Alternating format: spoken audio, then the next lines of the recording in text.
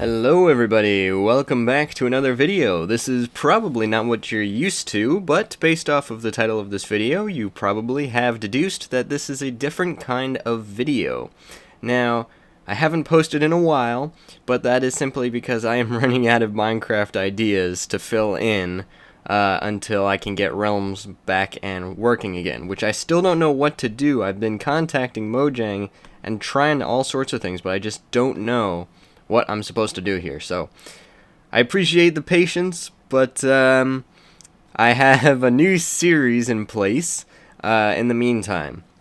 So this series is going to be called King of the List, and the reason why I'm calling it that is because, well, my family teases me about this sometimes, that I love making lists, particularly top 10 kind of lists, like the top 10 most powerful Star Wars characters or something like that. So I'm basically going to be taking that talent and obsession, and I'm going to be turning it into a little series called King of the List. This can range anything from Star Wars to Minecraft to Marvel to things like, I don't know, seasons of the year. I mean, it completely depends on what I feel like doing, so it could be pretty random, just as a disclaimer. But today's is going to be the top 10 most beautiful Star Wars worlds. Before we hop in, I would just like to give a quick disclaimer and say that when I say most beautiful Star Wars worlds, that can include moons, but it cannot include battle stations like a Death Star. However, it could include like Starkiller Base, considering that is a planet. And also, when I say most beautiful, something like Mustafar, while it's super cool looking, I would not consider that moon to be beautiful or really, yeah. So that's not going to be on the top 10, but just so you know. And this is purely my opinion. I'd like to know what your top 10 would be down in the comments below. Anyways, that's enough talk. Let's get into number 10.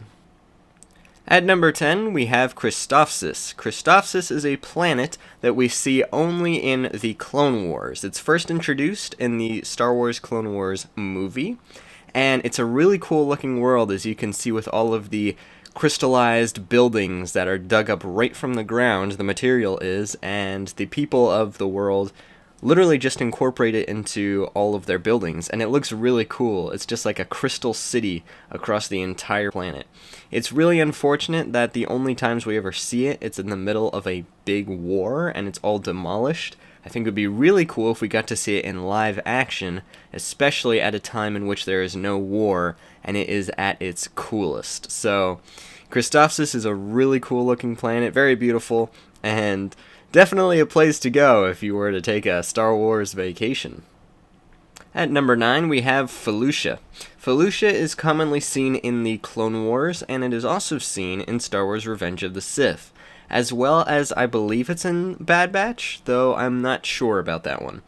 Now, Felucia is a really cool planet teeming with life, and as you can see from the image here, we have all sorts of bioluminescent plants and whatnot. There's lots of really cool, almost like tentacle-like mountain structures, and we have water and all sorts of really cool species of creatures. Now, this place is commonly used as a war ground and a battlefront, but it's really hard to tell because it looks like this pretty much across the entire planet. There are some really cool looking plants, and honestly, it would be really cool just to like walk through the world and just see what there is to see. There's probably infinite different kinds of plants and whatnot, so it'd be really cool to see. At number 8, we have a very well-known planet, Tatooine. Tatooine, while you may not think of it as beautiful, maybe these pictures will change your mind, but I personally think that with the twin suns, especially sunrises and sunsets, make this planet look really cool. And lately we've been getting a ton of Tatooine-related content. Obviously we got some in the original Star Wars trilogy, and then a little bit more in the other two trilogies, but lately in series, both live-action and animated, lots of the characters have gone to Tatooine for the episodes, and I think it looks really, really cool with the mountains in the background, the dune sea, and just the way that even that everything is like a warm color. Everything is warm and obviously very hot, considering it is in fact a desert, and Fun fact, Tatooine was once a planet of lush trees and oceans. However, over the course of many thousands of years, it slowly transformed into the desert that we see today. At number 7, we have Coruscant. Now, I did say that I would not include super weapons or anything like that, but this is not a super weapon. This is a city that is literally built into a planet. Or actually the other way around, a planet that was made out of a city, right? So Coruscant is actually really cool looking, especially at night, as you're about to see. But with sunsets and everything, and just the really futuristic look of everything, I think it looks super cool. And in the image that you saw previously with the Jedi Temple, as the sun is setting, I think that looks really cool as well. If you can just imagine sitting on a tall skyscraper up on the upper levels of Coruscant, as you see the beautiful blue sky, the sun setting, and you have a bunch of cool flying ships going by in their little lanes and everything. I just think that's really cool. Obviously, there are downsides to the planet itself, being that it is one of the most corrupt places in the entire galaxy, even though it is the capital of the Republic. But with that being said, that doesn't really take away from how cool the planet looks overall. At number 6, we have Octo. Octo is only seen in Star Wars Episode 8 and Star Wars Episode 9. Now, I apologize for this fuzzy picture right here. I have some more coming. But Octo is a really cool looking planet, even though most of it is just covered in water. Octo especially has some really neat looking sunsets, and the islands there are super, super green. And even though there's not a whole lot to see, considering it's mostly just islands, rocky islands, and ocean, I do think it looks super cool anyways. And the creatures there vary from cute little porgs all the way to giant leviathan looking like sea monsters. So the variety there is really, really cool looking. It does make sense why Luke Skywalker decided to exile himself to this planet, especially since you wouldn't think anyone would go there unless it was for the scenery, because there's really no sign of society of any sort out there except for the caretakers and whatnot. But it is still a very cool looking planet. At number 5, we have Naboo. Most people would probably put this a lot higher on their list. However, for me, I have it back at number 5 simply because obviously lots of these planets are filmed in actual locations on Earth, but this planet reminds me so much of Earth that it's nothing really new, but it does still look very beautiful. So obviously you have Theed and you have the underwater Gungan cities, but you also have plenty of plains, mountain ranges, and swamps and stuff, and it looks very, very cool. The water especially is amazing on Naboo, and definitely a place where, again, if you were to go on a Star Wars vacation, if you ever could, that would be the place that I would go, because what better than a really cool looking planet that looks a lot like Earth, but at the same time it's not. It's totally different scenery, totally different landscapes, and biomes, if you will. So, very cool looking. It is most commonly seen in the prequel trilogy of Star Wars, along with the prequel-related series in Star Wars, such as the Clone Wars and other related things. At number 4, we have the planet of Vandor. This might not be a planet that you recognize very much. Now, it is from Solo, A Star Wars Story, which has grown to be one of my favorite Star Wars movies of all time. Now, Vandor is a cooler-looking frozen world, in my opinion, than all the other ones that we see in Star Wars, such as Hoth, or Ilum, or any of the other ones. Vandor is very cool looking, mainly because I love the mountain ranges that are on this world. Now, in Solo, we don't see that much of the planet, and the majority of it is during the train scene, and it's all very cloudy and snowy, so you can't see much. However, there are a few brief scenes where the sun is shining, and you get to really see the snow covering the mountain range. And it's just absolutely amazing to see, especially on the big screen. I really enjoyed watching it, and being the kind of person where I actually prefer cold weather over warm weather, this is definitely my kind of planet. I like it a lot, and it doesn't even have that many inhabitants, so it's not like I'm going to be bumping into people all the time. Perfect for an introvert like me. At third place, we have Scarif. Scarif is from Rogue One, and I really don't think it's been seen at all other than that movie, but maybe we'll get to see it again in the future.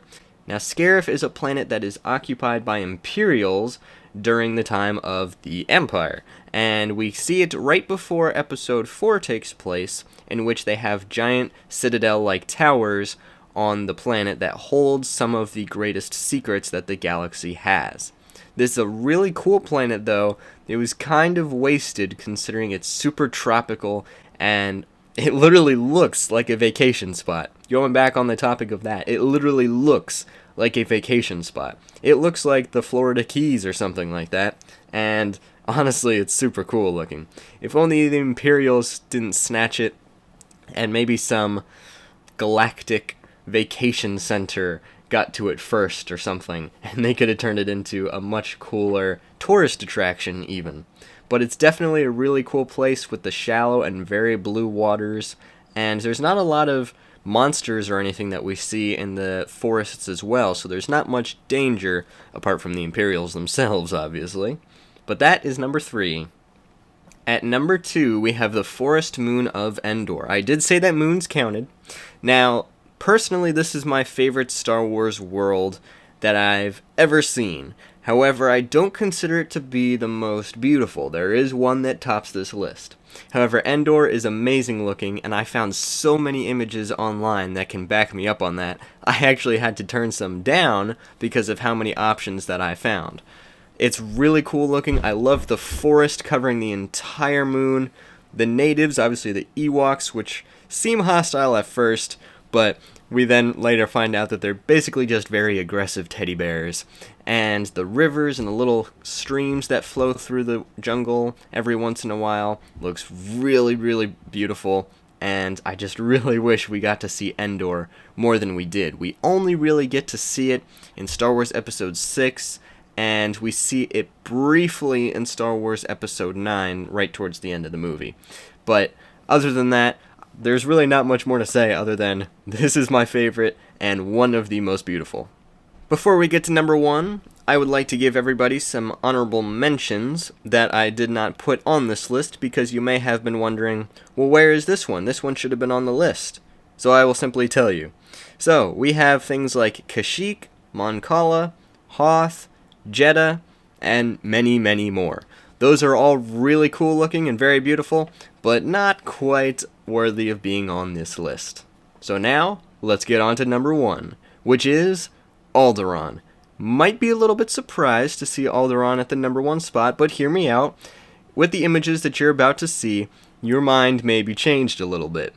With a very low population, considering the planet is about the same size as Earth, it has about, I believe, 1 billion people that live on the planet.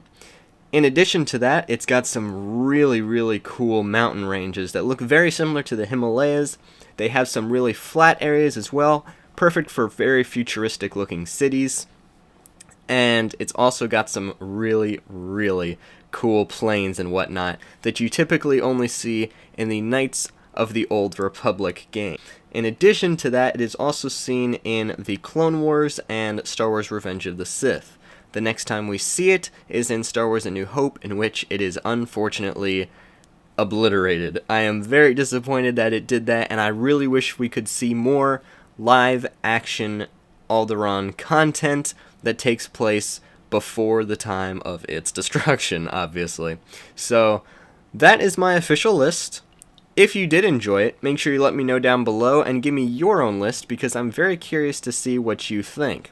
In addition to that, leave a like on this video if you want to see more of the listing series, because I have plenty of ideas for listing videos. So, this has been the first episode of King of the List. Thank you everybody for watching, and I will see you in the next video.